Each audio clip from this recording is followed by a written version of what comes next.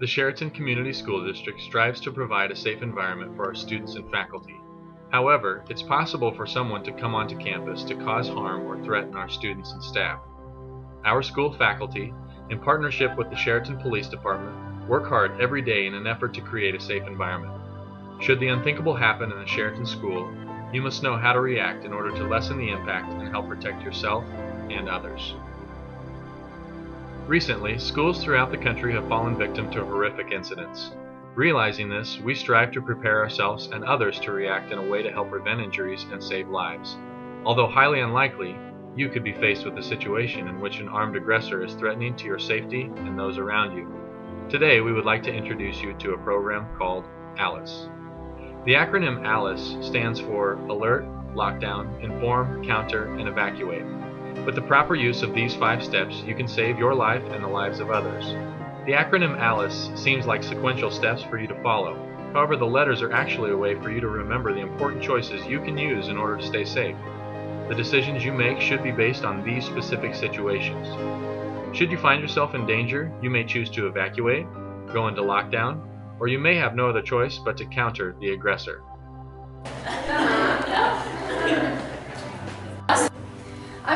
At the Chariton High School, there's a gunman in the building. He's wearing a brown hoodie and he's headed towards the office. Alert.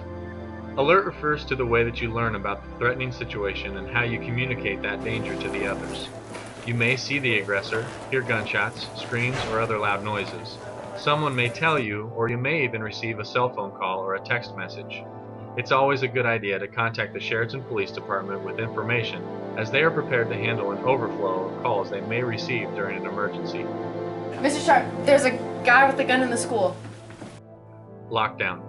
If you choose to lock down, move quickly into a room or an area that can be quickly closed off by a door or other barrier. Quickly lock and barricade the door, remembering that time is always an issue for you and the aggressor. If you're able to stack chairs, desks, tables, and other things against the door or entryway, the threatening person will likely move to another area instead of wasting their time attempting to climb over or move obstacles in an attempt to get people who may or may not be there. Remember, the aggressor's goal is to do as much damage as possible before the police intervene. Once you have locked and barricaded the door, quickly move to an area that is out of sight, and quickly formulate a plan of how to respond should the aggressor try to get into your safe area. Coordinate your actions. Start gathering several items that you can use to protect yourself. Every room has something you can use to distract or defend yourself from the aggressor's attack. Communicate this plan with the people around you. So if he comes in, we're going to throw stuff at him. And we have to stay calm. So everybody has to stay together, focus on what he's doing, and disrupt his plan. Okay. Inform. Don't wait for the aggressor to get into the safe area to have a plan of action. Please know, the police are trained to respond immediately. The police are not there to care for those who are injured or to stop and get people out of the building. Their number one mission is to stop the aggressor from harming others as quickly as possible. Staying informed is very important. If you see or hear anything that could help the police, someone in the room should immediately call 911 and give the information to the dispatcher. For an example, a student might say, "I'm in Chariton High School, 2nd floor in room 210. We have 13 people in our room. We heard gunfire. It sounded like it was close and we have our door barricaded right now. Please hurry and get here. We're all scared and we don't know what to do. Please hurry." Telling the 911 dispatcher what you may have seen or heard and where the aggressor may be located is key to helping the police respond to the threat. If the aggressor's intent is coming into your safe area and you're able to, you may choose to leave through another door or window. Although hiding is one option, don't just lie under a desk or lie in a corner. If there's no way to keep the aggressor out of your room or to evacuate to a safer area, you may decide it's best to defend yourself. Counter.